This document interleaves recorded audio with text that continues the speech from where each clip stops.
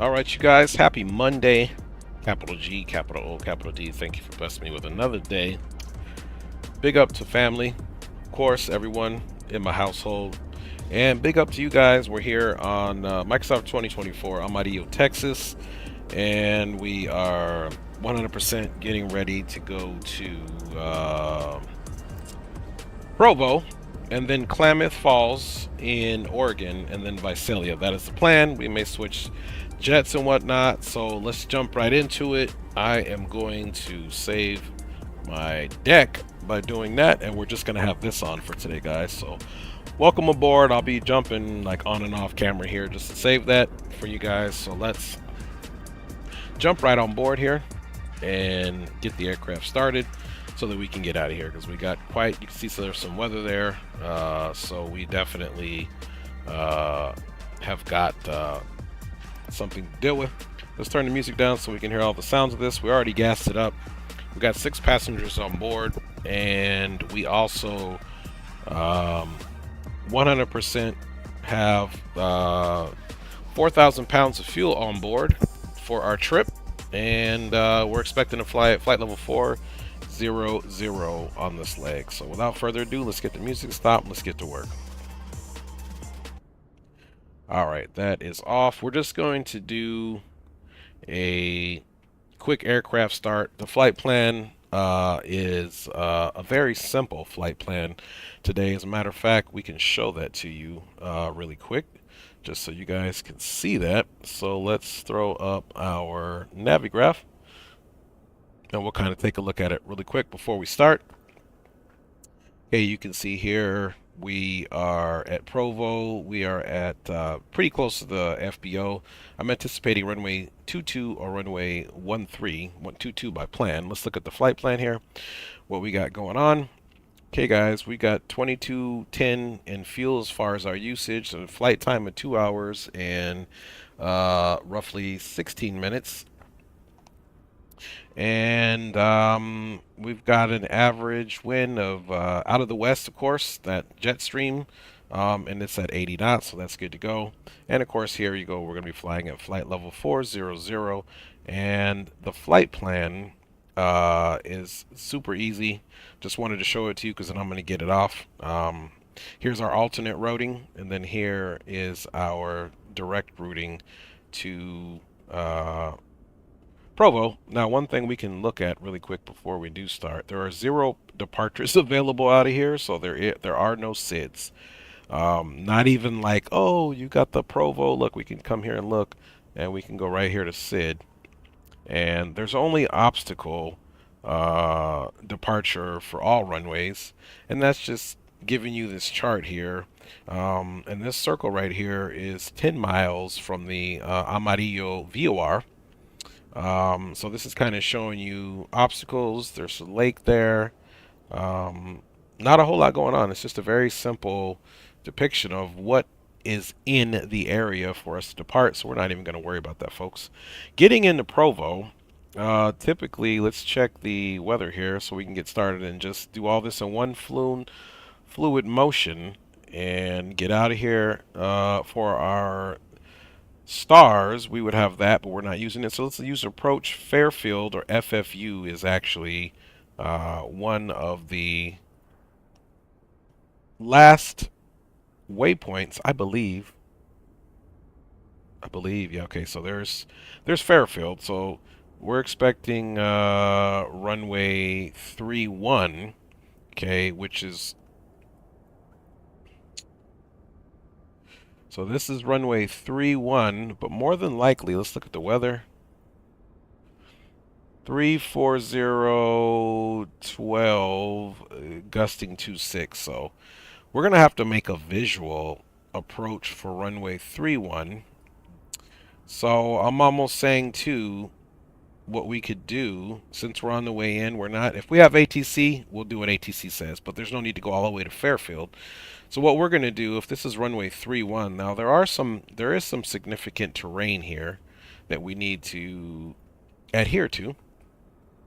Okay, and so here's our VFR map. So this will give us some information as far as it's coming in. But look, here's a shelf 12,200 feet and then descending on into here. So what we will probably do, just to keep things above board, we are going to simply pick an approach that will get us, and look, there really is not even any stuff for runway 31, but it's going to have to be a visual. Totally going to have to be a visual situation.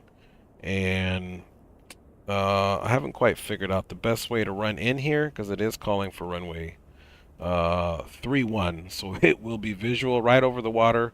So as we're descending down, we hopefully can even get some information for that runway. Really quick, let me just Google something here for you guys.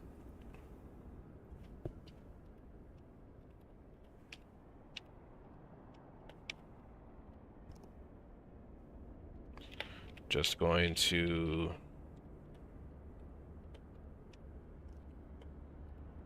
check something here.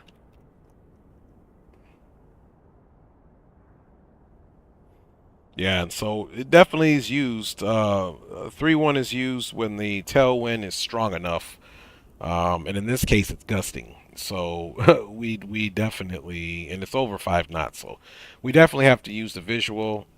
So as we approach the field, we are going to be, and to be honest with you, if we're looking at Navigraph, we don't even get a depiction of the runway, if you guys can really adhere to that. So this is going to be seriously us determining, okay, so elevation is 4493. So here's what I'm going to do to make this something. You guys see Leahy, which is here. Let's take a look at Leahy. Magnetic variation. It's an RNAV waypoint en route. I'm going to add this Leahy here. And Leahy is just on the cusp of the water here. So let's take a look at the IFR low.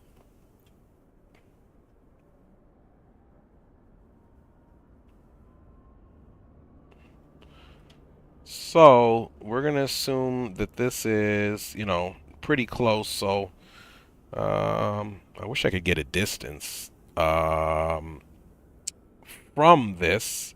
So let's see if we can add a point in here. Let me see if there's a way to add a waypoint here.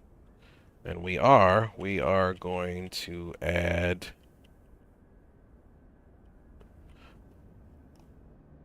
L-E-E-H-Y, then DCT, then boom. Let's see what this does. And it might give us some distance here, which it doesn't really give us. Okay, so it's 13 nautical miles from here to there, so we can only assume here, which this is over the water, that this is way less. So given that the fact that the runway elevation in Provo is what it is, we are going to probably set Leahy 1,000 above this. So we'll make this 5,500 feet for Leahy. And that's what we're going to do. Okay. All right. Now we've covered that, guys. Sorry that was the boring part, but it was definitely necessary. Let us get the Navigrav off and get the bird started here. One reason I'm using Navigraph charts for you guys to see versus the aircraft, this database doesn't have all the runways on here. So, I mean, doesn't have all the stuff that we need. So let's go battery 1 on, battery 2 on. And of course, we're going to just get ready to start this thing. So we're going to go strobe on. We don't need logo on, but we do need nav, and everything else can stay off. So let's the no smoking on, and we already have our people loaded on the aircraft. Buses will tie automatically, so let's just come and do a quick check. Throttles are in idle, parking brake is set, And the flap handle is all the way up in that position. So we can go ahead and start the right engine. And then we'll also get this on once we get full avionics on and get a generator on. So let's turn this to the run, and we're going to hold this, and we're going to monitor up here. You can see in the top right, it's got the start sequence, and we are going to be looking for ignition. I'm still holding the button. There's ignition. I can release the button, and now we've got ignition, and we've got the aircraft's N1 coming up. So it comes up very slow at first, FADEC system, so don't be alarmed. And it's very quiet, by the way. So you'll really have to be patient and know the aircraft start procedure once the engine's up. Okay, start procedure is 100% completed. But we're not going to start the left engine just yet. We just wanted to get the generator on so that we can potentially just work on the flight plan. Alright, so flight plan. Let's go ahead and get something in. So we're going to come here to flight plan. And let's see. In it, we should be...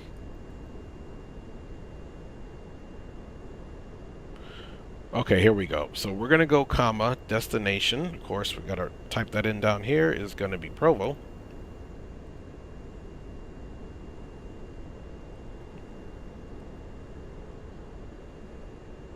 And we'll enter that. And now we've got a flight plan to insert, and that's the most important thing. So let's insert that. And now we can start getting in our 100% getting in our flight plan. So I'm going to put up the sim brief. I'm going to start getting our flight plan in. Okay, we're off to ALS.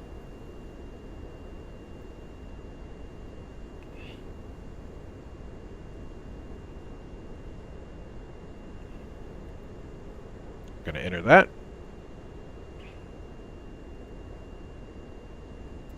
And here we go. We know it's Alamosa and none of these, so we're going to pick this. And we're going to insert that.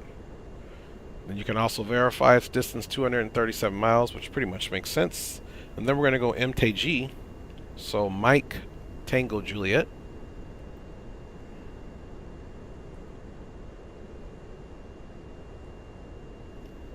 Okay, Mike Tango Juliet.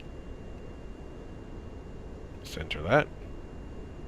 And then after Mike Tango Juliet, this is where we're going to enter Lee High. Now we are going to enter Fairfield.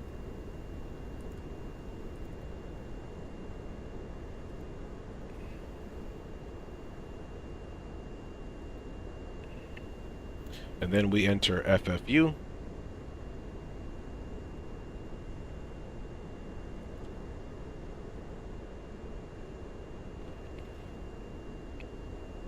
And then there we go. So now we can just activate that. We can kind of double check distances here. 237, 121, 203. There's the 13 miles that we already saw. But in there, we're also using the runway. So the only thing we need to do here for departure, of course, is here's the speeds that we already need. V-rotate's going to be at 96, of course, at takeoff flaps. So now we are going to, more than likely, I'm going to use runway 22, even though the winds are out of 13. So 22 is here, and we can make a right-hand turn. So it's an acceptable amount of crosswind. We'll double-check the winds, of course. Let's send this on over. And then we can also plan for the star and the landing. Let's just see what we have. That's just the flight simulator. Here goes our, our V speeds. Our VREF is 102 as it stands now. So we'll be approaching about 126. Approach, what I like here, it does have at least on board runway 31. So it's going to give us a depiction of this. And we are just going to make straight. Let's see here. I wonder what the difference. Let's do vectors and see what that does. We can always go back and change this in the air.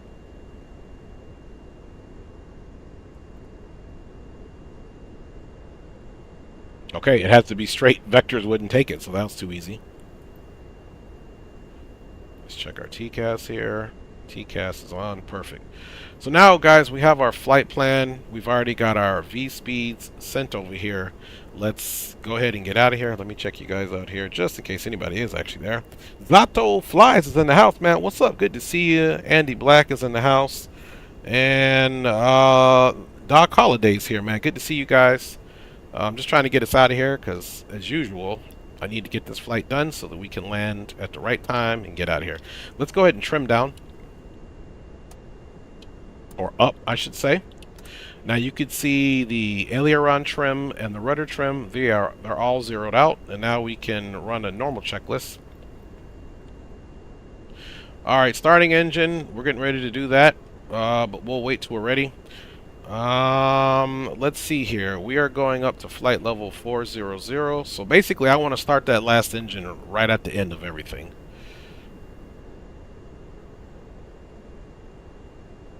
So this will be the first time I've flown this aircraft up to 40,000 feet, which is flight level 400, but it is also rated for a service ceiling of 45,000 feet, which is amazing. We're going to start out on the heading mode. Let's just see if this thing here actually will give us a chart. And it's amazing. Here's a chart, which is literally amazing. So if we want to look at, because sometimes these charts are wonky in this one here. So we are basically in this area. We are going to take, looks like Papa to Papa 3 for taxi. Alright, so let's get flaps for takeoff, of course. And let's get the next engine start, then we'll run that checklist, and then we'll get out of here. We'll figure out runway heading. Calling out starting number 2. We're going to put it on to run. We're going to hold the left start switch there for a while so it goes into the ignition. Happens very slow, so be patient. There's the start. I'm still holding the button. There goes ignition. Now I'm letting go of the button once I see that ignition. In the meantime, let's double check CTAF here. Pause this for you guys here. Hopefully it does that. Would you recommend a G20 Wilf or Moza? I'm personally going to get the Moza because it's very what's the word I'm looking for? It's modular, right? You can add stuff to that wheel. Okay, so we're only burning fuel on one thing now, so let's take a look at the CTAF here, and then we'll get some weather. Let's see, squawk 1655. So let's come here and do exactly that. So there's a couple ways you can change your squawk. We're going to change it this way. Okay.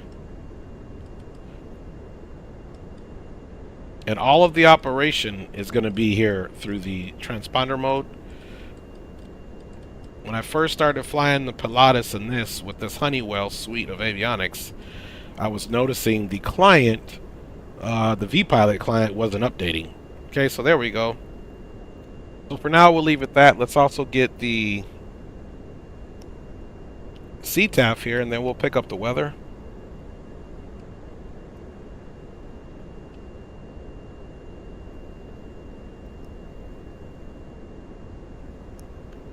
All right. CTAF is, I'm sorry. Yeah, CTAF is 18.3. So we can either change that here, or you can pretty much come down here. And you can go to comms. This is COM 1. We said it was 118.3. And what you can do is just enter that. Now it's on the standby, so you can swap it. And then if you come back over here, there it is, 18.3. And then the comm center is here. So we're good to go. If we want to monitor like 122 over here, you can do that as well. So you're just going to come here and you can change it right here. Same thing. It gives you the opportunity, there's redundant areas to make inputs, as usual. So then we'll switch this over. We're simply just going to switch that over to 122. And now if we want to monitor COM2, we can go here. Now, even though this is illuminated up there, this technically shouldn't be illuminated because these are the mics. So I should be able to just click that, but it won't. So as soon as you monitor it, it does that. But in the client, it's not transmitting. It's only transmitting on one, so that's good. So let's look at runway heading here. So we can just kind of slide over here. And let's zoom this bad boy.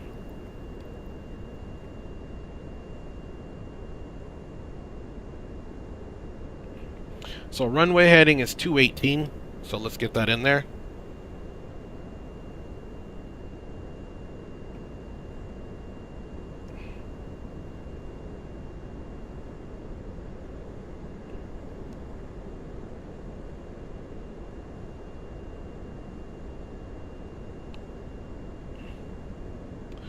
I forgot this thing goes by increments of 10. So now I've got 220 set in there. I got to take the heading knob here and make 2 adjustments, and there we go.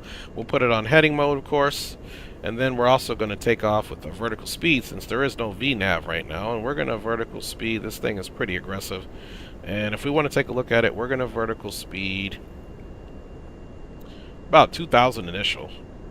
Matter of fact, we can even go, and that's what I'm going to be aiming for flying. We're not going to rump up and be doing that right away. Of course, we're going to be following our flight director. So here we go. We got this set up, guys. Let's go ahead and mess with the transponder so I don't forget about it. So you're going to go to Alt, but then you also have to go to transponder. Let's see, transponder mode. There's a way we go to the page on here, and I got to remember it. Let's see, it's detail. So it's detail, and then of course you're on this page. And go to traffic detail. Let's see, transponder, boom. I believe you go here. Yep, there it is.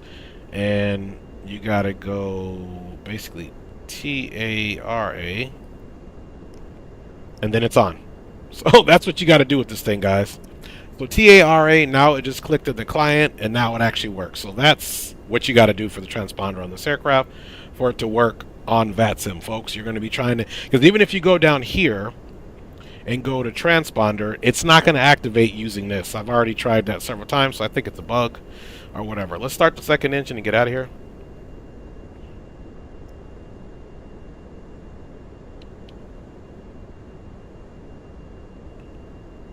All right. Oh, we already did start the second engine. It's already up. I was yip-yapping. Let's get the second generator on so that we're good to go there. And we'll make sure passenger seat belts, all that stuff is good to go, which it is. Let's do a quick flight controls tech. Full up, full down, aileron left, aileron right, and rudder right, rudder left. Now I do have my other push-pull, but I'm deciding to use this today, so that's good. 218, taxis, Papa 3 for departure on runway 22, and then of course we're going to be pretty much straight out to the west-northwest here. Let's ensure we got our MCP set up here. Heading, vertical speed, target altitude 40,000 feet, V speeds are in. We have a rotate of 96 and a V2 of 105. And let's see here. I don't even know if this thing has auto throttle. It's got auto throttles, but we're going to be using the manual throttle for now, so we'll see how that works. The speed right now is set for 105, so let's set it for, and you can clearly see that speed is not working. Let's see. It's got FMS. You got to click it to manual, and then there we go. Now I should be able to take over the speed. So I'm going to put it up there. And let me see, where's my flat plate at? Boom, boom, boom. Usually there's going to be a placard in here to give you the speeds on the flaps. So that's what I'm kind of looking for right now.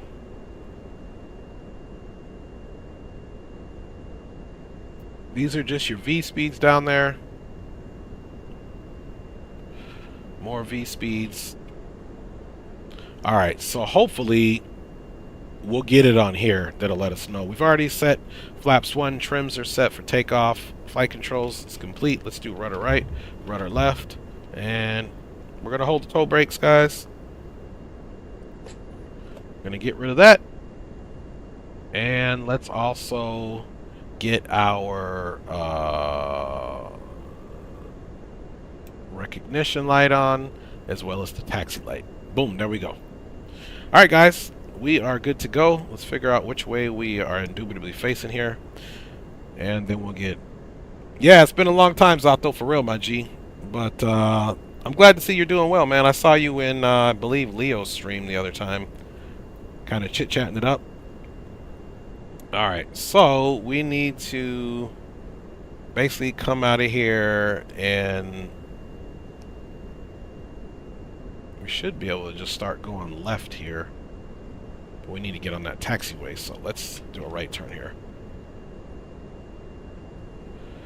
Provo traffic, November 318 Delta Sierra is at the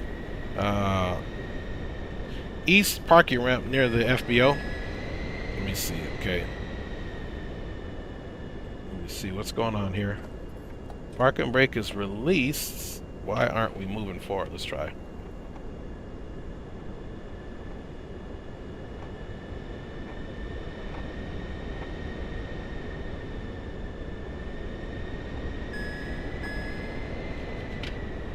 Alright, something's going on here. Let's go outside. We got the chocks on.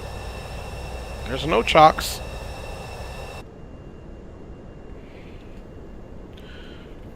Let's see. Parking brake is released. Engines look good.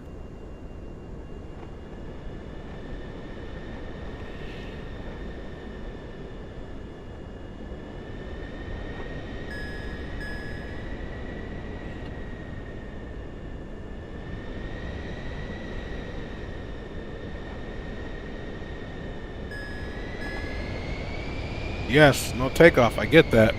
There we go.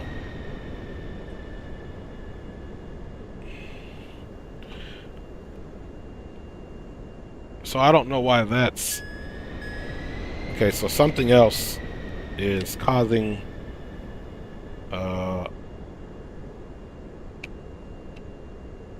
see, air brakes is working. I'm like, why are my handles doing that? Okay, so something's going on here. So let's do a quick pause. And let's come out really quick and just look at these controls. And I don't know. Let's go. Okay, we're more interested in this.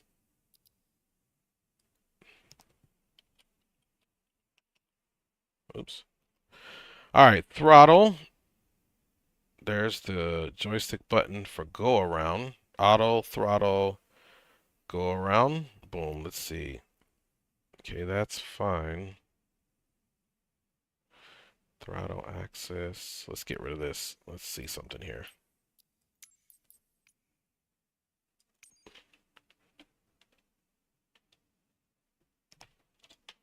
Okay, let's search by input here. Okay, throttle 1 axis. That's what it should be. Throttle 2 axis. That's what it should be. Now let's look at the yoke to make sure. And I just had this thing yesterday, so I don't understand why we're getting that throttle issue.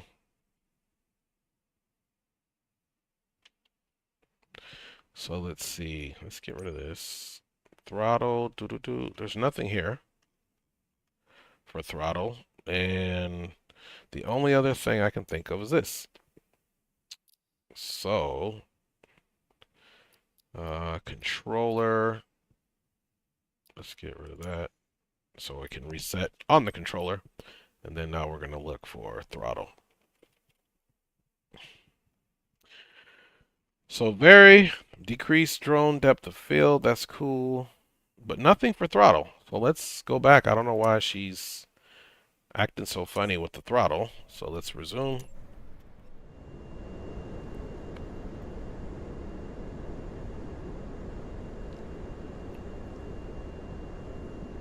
Okay, let's come back. Park and brake off. See, why is it doing that? Like,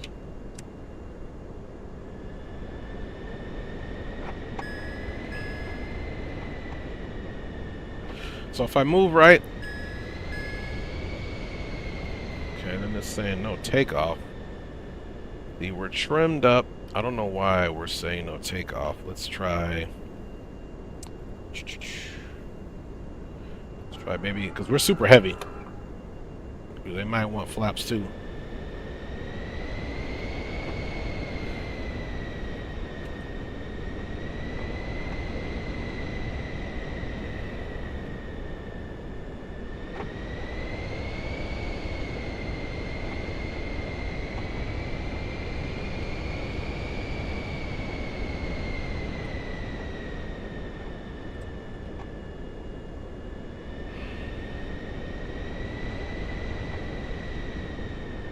So already, if there was one thing I had to say that I dislike about this, is the fact that you got to put so much input in to get moving here.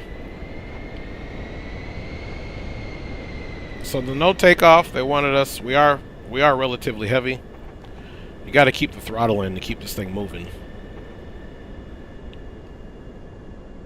And who knows? Maybe one of these will do the longitude. Okay, we're merging on the papa.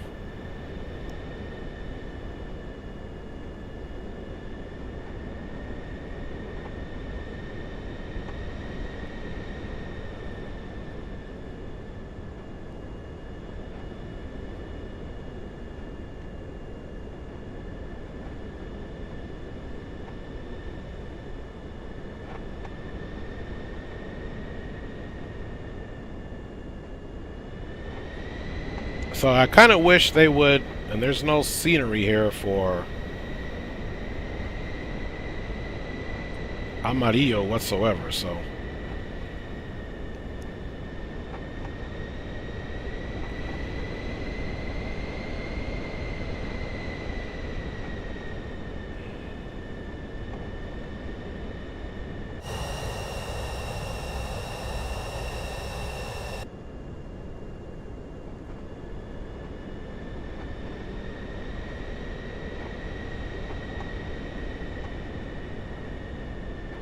So that should be that taxiway. We should be coming up on the intersection of both runways here.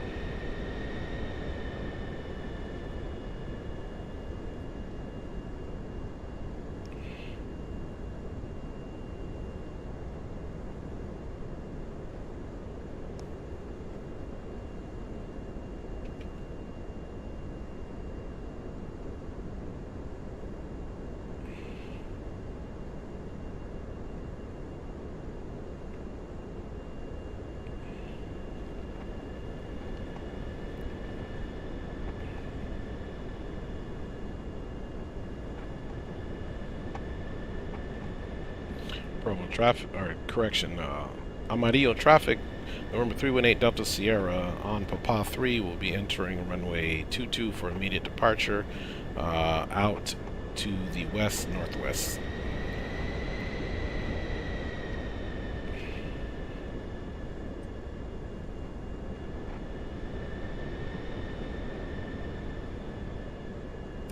Strobe is on, landing light is on. We're going to put up the pulse as well. Finals clear.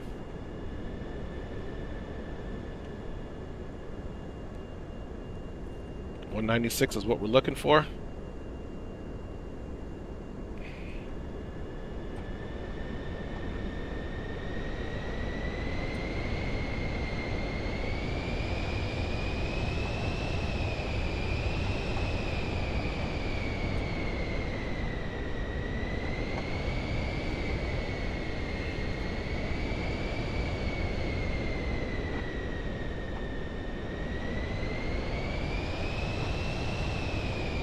Okay, we gotta stop that. Something starting to get me mad here. Like, what else is interfering with the throttles? Like, why are they doing that? Okay, I think I know why now. I know what it is. The thrust reversers were on. Okay. Alright, here we go. Alright.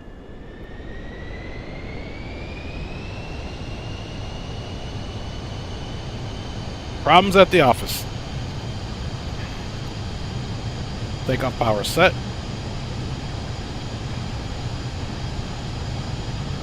Engines are in the takeoff mode. Airspeed's alive.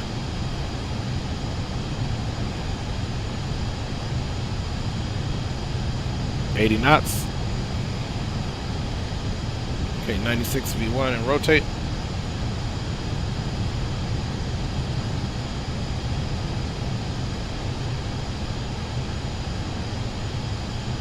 Very questionable takeoff there. We're pitching up quite a bit. Okay, positive rate. Gear up.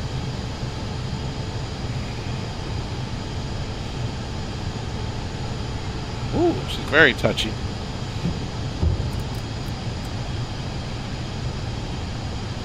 Okay, we're going to fly runway heading. Amarillo traffic, November 318 Delta Sierra is clear of runway 22 out to the west.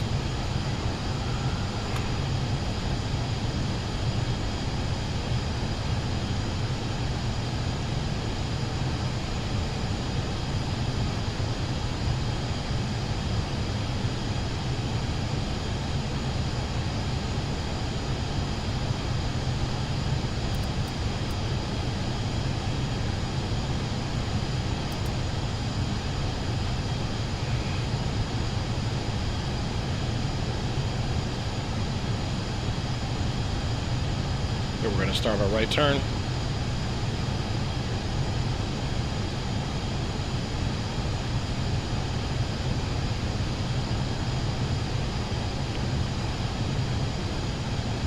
This thing is hard to turn. Look at that. I'm having to turn a lot just to turn it.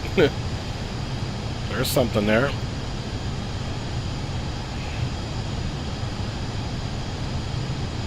Look at that. What is going on here?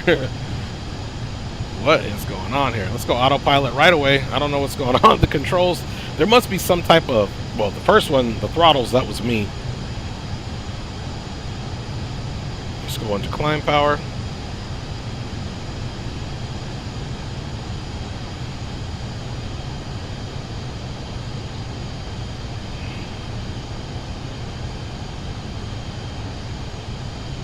So not the best.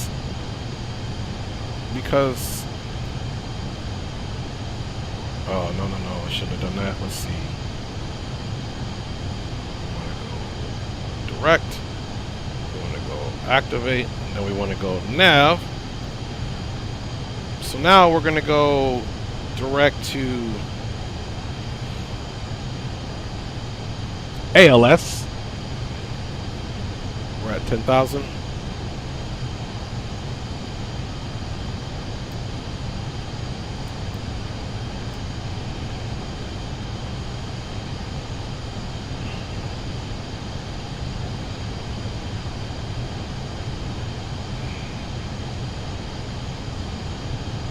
See if we can do something here.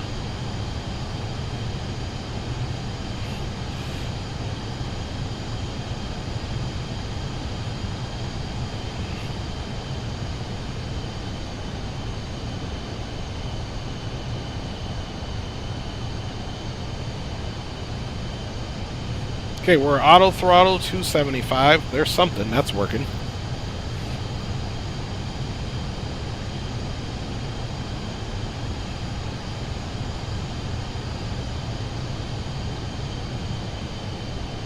Alright, we're centering the aircraft up. One thing we didn't do either is we didn't set our altimeter. It's going to be a moot point now. We'll leave it in 29902, but we should have set our altimeter. That's one thing we didn't do with all the mayhem there. And we're off, guys. Definitely not the strongest work on departure, but I still don't know what's going on. Hey, retired. How you doing, my G? Good to see you, fam.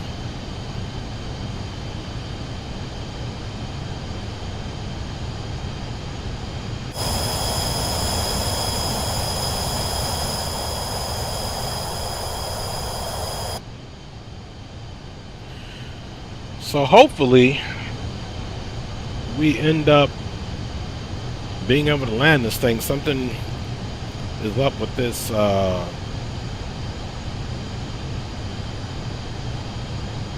like something else was binding when I was flying as far as the turn is concerned. So, and again, I flew this last night, didn't have any of these problems. I just did a real quick flight, didn't get too in depth with it, had no problems. Few steps we missed. Okay, we're at 275, 15,000.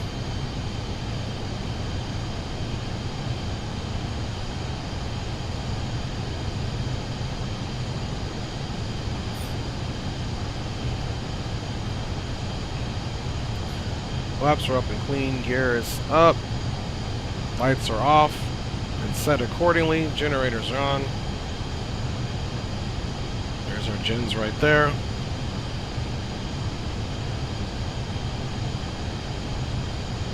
I'm thinking being heavy too, we should have stabbed up to the higher end of the green tab there.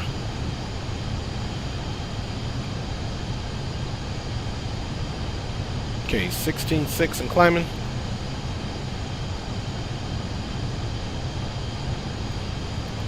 And let's do... Okay, terrain is on.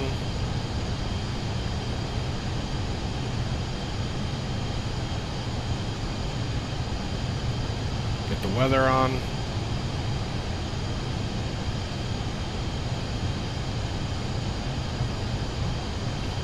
As well, something that's bug, if you take a look at this, like I said, this vertical profile doesn't really do much. It's just kind of there, so that'd be something that they could work on. Okay, let's go standard pressure, even though we were already there. Shame on me. Positive vertical brakes, landing. Oh, yaw damper. That's one thing we never got on. And maybe that was one reason that the aircraft was doing what it was doing. We didn't get the yaw damper on. So some of this stuff is because I'm jumping into this aircraft, not having done a whole lot of practice with it and flying it. So I wouldn't recommend you guys doing that at all. Anyway, 19,400 or flight level 194, climbing up to flight level 400. We got about 20,400 feet to go.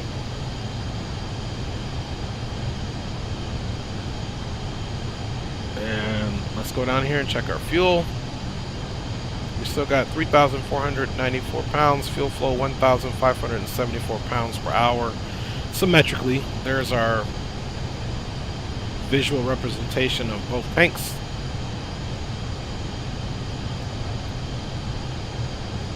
Pressurization, automatic, but still we must monitor it. And I'm making sure I didn't miss any components down here. Right now, capping altitude, we're in a climb. I guess when we descend, you need to put it in the descent. And then you can see the pressurization here is on the auto mode here, so that's good. And you're getting the delta here and your cabin rate and the current Kelvin altimeter inside the cabin with the pressure feels like 6,600 feet versus 21,000 feet. Your body appreciates that.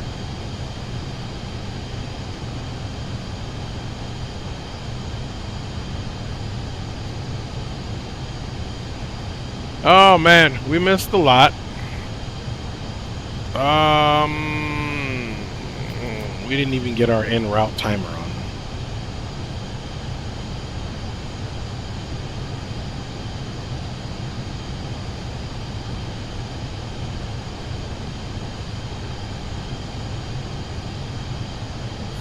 So here's the en route timer here.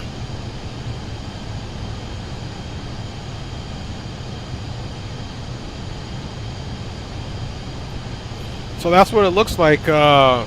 Several different mistakes being made here.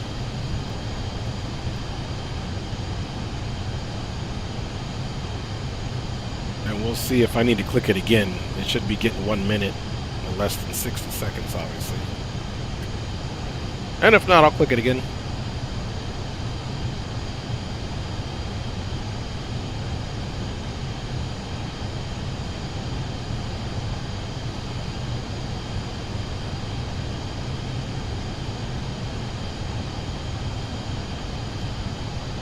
feel like a minute's passed already and we don't have anything.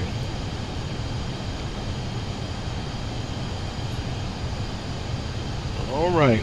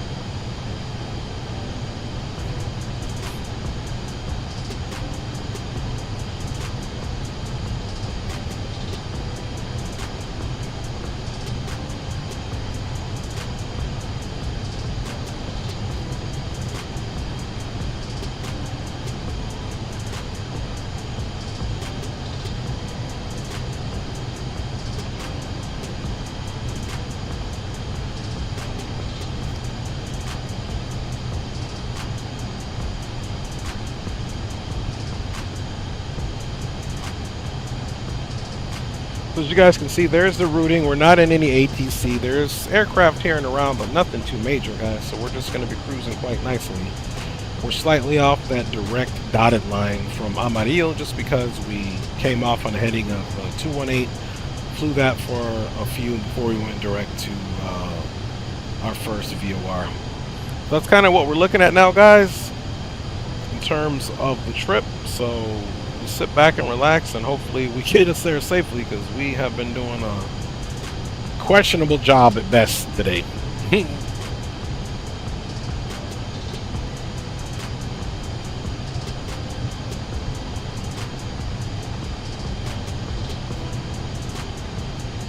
So as you can see, even though we have this set, the aircraft is literally at its max climb, and it's not able to hold the speed, of course. So we'll see what it comes down to. And actually, we're still in the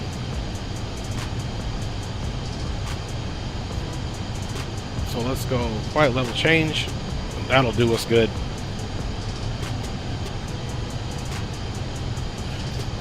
So we were still in vertical speed. We just switched it to flight level change, and we're telling it we want that, but I can come and we'll pitch down a little bit. It's going to pick up some speed, then we'll keep climbing.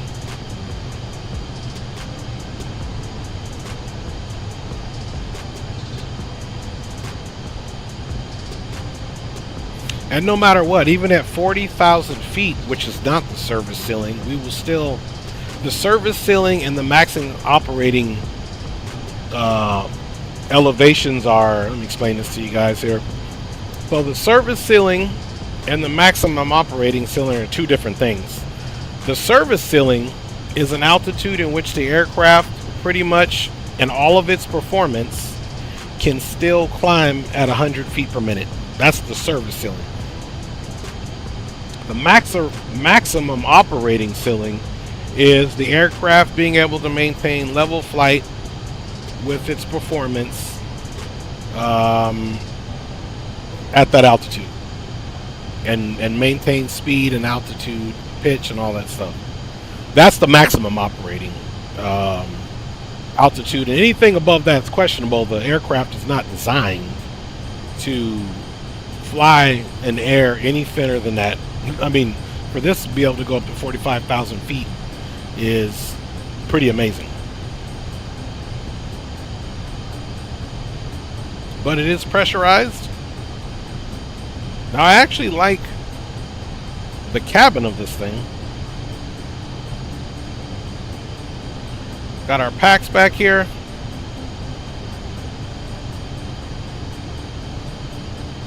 On board. So not bad. I do like how Microsoft incorporated them putting passengers in the seat for the planes that are compatible to do so. So Microsoft 2024 is just continuing to be amazing to me. And it is hard to fly other simulators when you got this. So anyway, I'm going to come back off. It was not for me to be on here all the time, but that's what it is.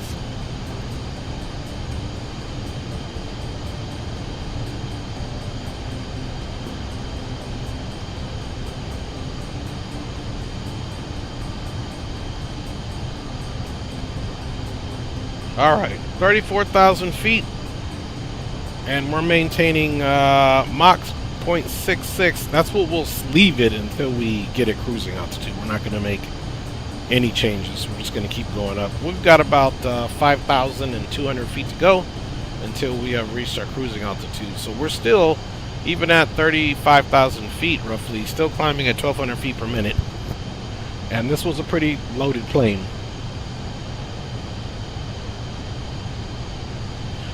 Now what we're also going to do here is we're going to take Lehigh and we're going to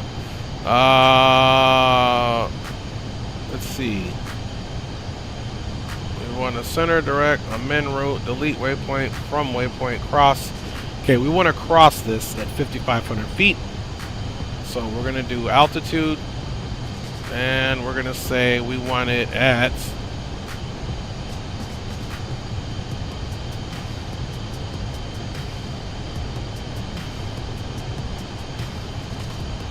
okay, 5,500 feet. We're going to apply that.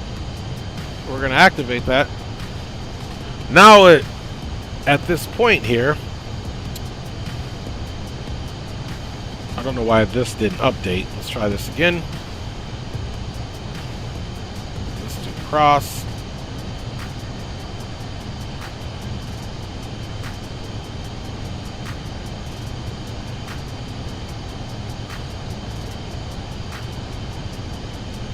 So we'll do prior, and we'll do, let's try if this works.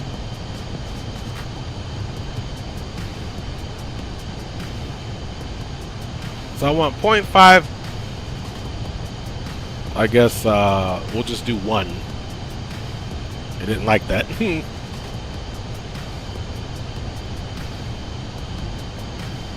So 1 nautical mile, and we want at, and I didn't click the at last time, so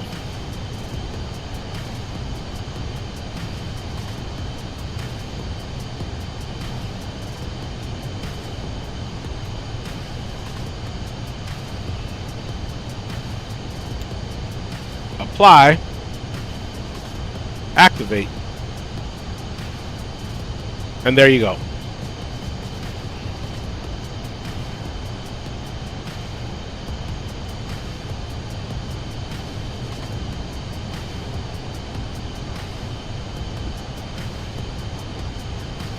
So this is the 1 mile before Lehigh, what we just did to make that work. Now, I don't think I even needed that. I could have went in. Let's try something to get rid. We'll just leave it. We'll just leave it. But that's what it is. It gave us that mile out to get here because I told it I wanted it a mile out, when in all actuality, I don't think I needed to do that. 38,600 feet, so we literally have 2,300 feet to go to our top of climb. And we already have our top of descent squared away, which should be on our map, which is right here, top of descent. Perfect.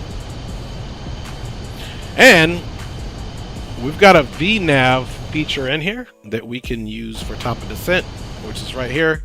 So we'll be setting the MCP target altitude for 5,000. We'll hit the VNav once we get a little closer.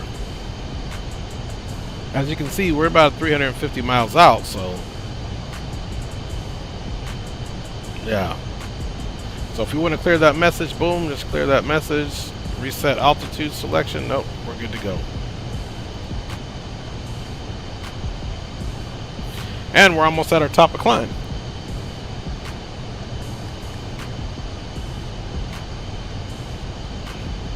So as you can see, I needed to click it twice.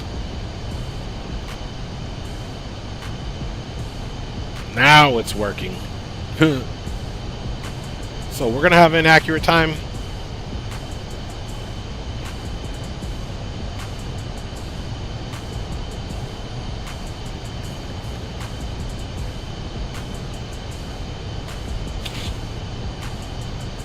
$100 to go.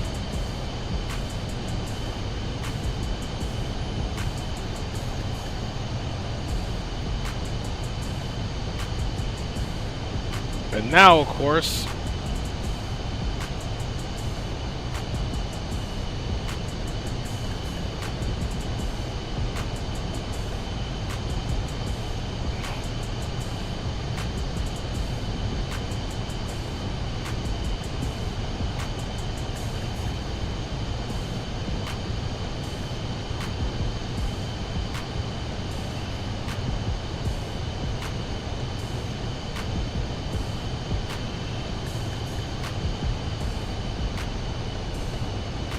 okay, we'll leave it right there. So the auto throttles are working. Now look, if I left it to the FMS, we'd only be doing 0.70 Mach, which we're pretty close.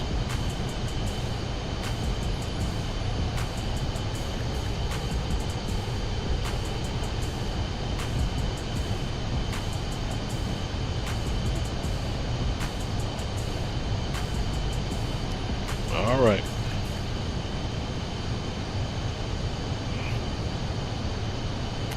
So 40,000 feet, traveling at Mach 0.716. Engines are finally coming back. And we got a nice cruise profile.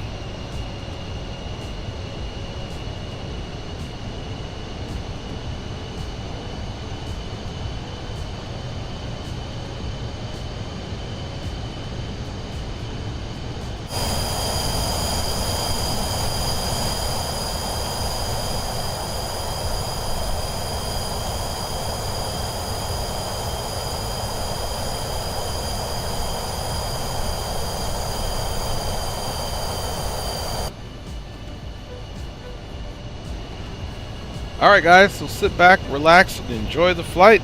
It looks like we are finally where we need to be, so the takeoff was horrible. But then again, I think part of the problem was I didn't have my yaw damper on once I got gear up, flaps up, yaw damper on type situation, excuse me.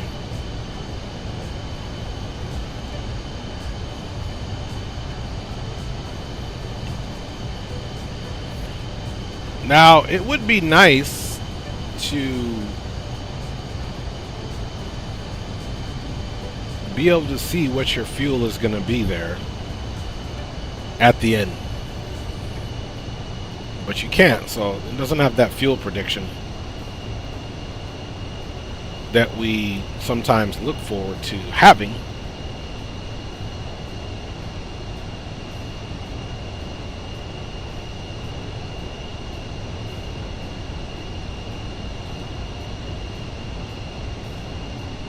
But at least we do have auto throttles, which I like.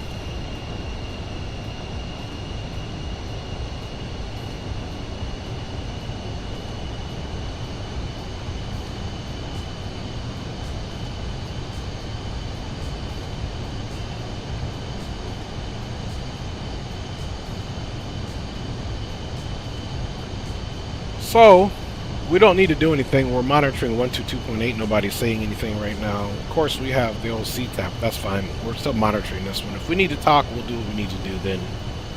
All I'll have to do is take this comm off, and then this one will be already in the position to communicate.